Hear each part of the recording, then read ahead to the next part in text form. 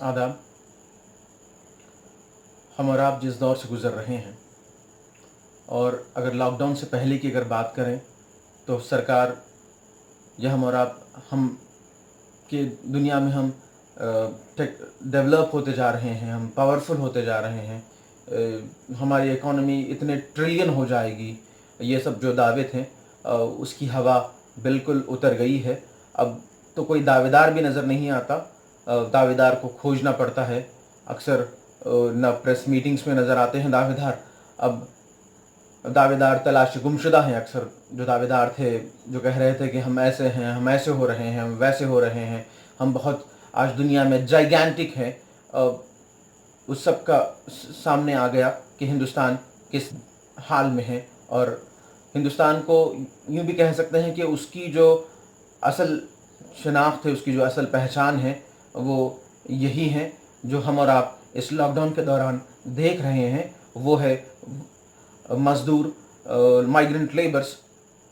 जिनका हाल आप देख रहे हैं। कोई कहते थे एक ज़माने में कि हम तो फ़कीर आदमी हैं, झोला लेकर चले जाएंगे, और हुजूर आपने झोला किन के हाथों में थमा दिया, हम वो भी देख रहे हैं। आपने एक बार ये कहा था कि जो हवाई चप्पल पहनते हैं मैं उन्हें हवाई जहाज़ में देखना चाहता हूँ। हुजूर आज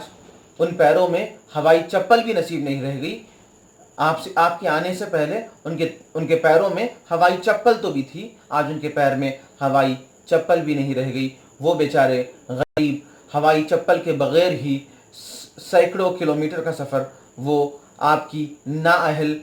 और अनप्लान्ड लॉकडाउन का वो सब झेल रहे हैं। खैर, मैं आगे बढ़ता हूँ। आज मैं अख्तरुल ईमान, प्रेसिडेंट AIMIM बिहार, उनका एक ट्वीट लेकर आया हूँ। उन्होंने कहा, क्या बीतती होगी उन मज़दूरों पर जब वो अपने देश में ही असहाय महसूस करते होंगे। वो देश जिसके कण कण को उन्होंने अपने खून पसीने से इतना खूबसूरत और महान बनाया है, क्या फ़ायदा इस खूबसूरती और महानता का जब वो उनके काम ना आए। अब हम और आप देख रहे हैं कि किस तरह मज़दूर बेचारे परेशान हैं। वो धूप छाँव अपना खून पसीना एक करके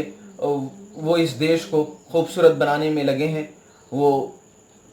थोड़े से पैसों के लिए, और हम और आप जानते हैं कि वो बेचारा जब मजदूरी करता है, जब काम करता है, तो उसकी एवज़ उसको कितने मिलते हैं, और उसका ख़ासा फ़ायदा उन सरमायादारों को होता है। और ये बेचारा सिर्फ अपनी मिर्ची चटनी के लिए, चंद रोटियों के लिए, अपने बाल बच्चों को पालने के लिए ये मेहनत मजदूरी करता है और इसी तरह अपनी ज़िंदगी गुजारता है। और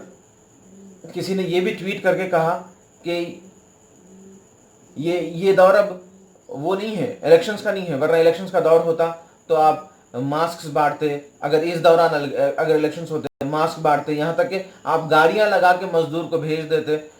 और हिंदुस्तान ऐसी जगह है, अगर गांव के सरपंच इलेक्शंस अगर हों, तभी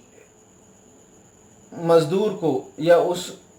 माइग्रेंट को जो अपने गांव छोड़कर दूसरे शहर में रह रहा है किसी काम की बिना पर, तो उसे पैसे देकर या उसे गाड़ी का खर्च देकर बुलाया जाता है वोट डालने के लिए। लेकिन आज कोई सरपंच, आज कोई लीडर, कोई आगे नहीं आ रहा है कि भाई आप पहले वोट डालने भी हमारे लिए आते थे दूर से, तो आज हम आपकी मदद करेंगे, मैं आपको अपना खर्च दूंगा, आप आइए, आप वहाँ परेशान हाल उन शहरों में मत रहिए। मैं एक छोटी सी मिसाल दे रहा हूँ, ऐसा कोई कहने वाला कोई नहीं है, वरना पॉलिटिकल जलसों के लिए, उनकी गैदरिंग्स के लिए, उनकी रैलीज के लिए, उनके दम को दिखाने के लिए तब तो करोड़ों रुपये खर्च होते थे और बड़े बड़े गैदरिंग करके इतने आए हैं, उतने आए हैं, ये सब एक तमाशा ज़रूर किया जाता था। मैं आज के इस मौके पर नागपुर, महाराष्ट्र नागपुर के मशहूर शायर शातिर हकीमी की एक कलाम लेकर आया हूँ। एक नज़म है जिसका उन्वान है मज़दूर की मौत। अब बेचारे को जीना तो महाल है ही उनका, अब मरना ही आसान है। वक्त का मारा हुआ इंसान रऊनत का शिकार, جس کی محنت کا نتیجہ عظمت سرمایہ دار، جس کی محنت کا نتیجہ عظمت سرمایہ دار، اصل میں ہندوستان کا بادشاہ لیکن غلام، زندگی کی دوسری منزل میں ہے گرم خرام،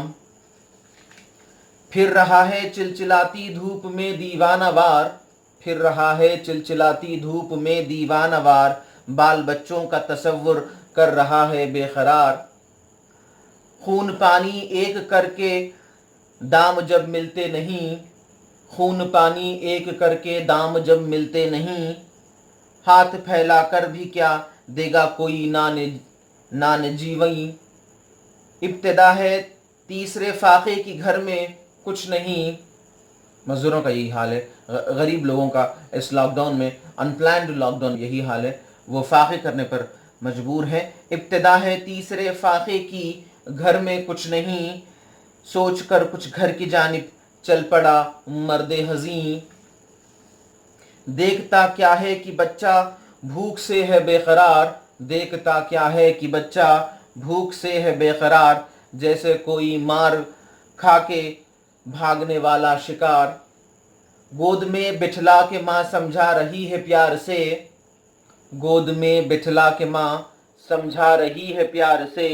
آتے ہی ہوں گے تیرے ابا ابھی بازار سے، گود میں بٹھلا کر ماں سمجھا رہی ہے پیار سے، آتے ہی ہوں گے تیرے ابا ابھی بازار سے، اس سے یہ افلاس کا منظر نہ دیکھا جا سکا، بے تحاشا چیخ ماری سر پٹک کر مر گیا، اس سے یہ افلاس کا منظر نہ دیکھا جا سکا، بے تحاشا چیخ ماری سر پٹک کر مر گیا، ایک سناٹا زمیں سے آسماں تک چھا گیا، وقت کے ماتھے پہ بھی پسینہ آ گیا، وقت کے ماتھے پہ ہلکا سا پسینہ آ گیا، حیف اے ارض مقدس مادر ہندوستاں، تیرے بچے اور یوں ہو جائے بے نام و نشاں، حیف اے ارض مقدس مادر ہندوستاں، تیرے بچے اور یوں ہو جائے بے نام و نشاں، واقعی مزدور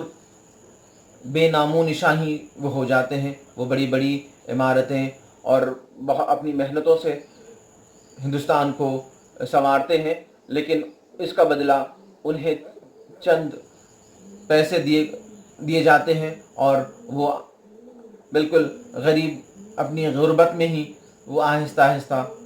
وہ اپنے آخری دم کو وہ پہنچ جاتا ہے اور اسے کچھ بھی حاصل نہیں ہوتا۔ اور فکر اس بات کی ہے کہ کیا مزدور ایسے بے نام و نشاں ہوں گے؟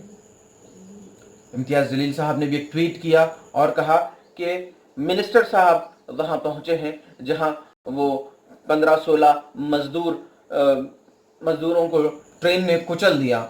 منسٹر صاحب کی گاڑی اور اس کے پیچھے 6-8-10 گاڑیاں، ان کو تو سواریاں ہیں لیکن ان کا پرسان حال کوئی نہیں ہے، اور جن کے ووٹ سے یہ منسٹر بنے ہیں اور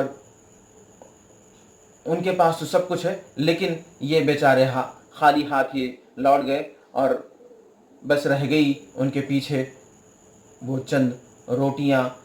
جس کا منظر آپ نے دیکھا ہوگا کہ پٹریوں پر پڑی تھی چند روٹیاں، بچوں کے کھلونے اور چند پھٹے پرانے کپڑے، یہی سرمایہ ہے مزدوروں کا جو رہ گیا ہے۔ ہمیں سوچنے کی ضرورت ہے کہ ہم کس دور سے گزر رہے ہیں اور ہم نے برسر اقتدار کس کو بٹھا رکھا ہے۔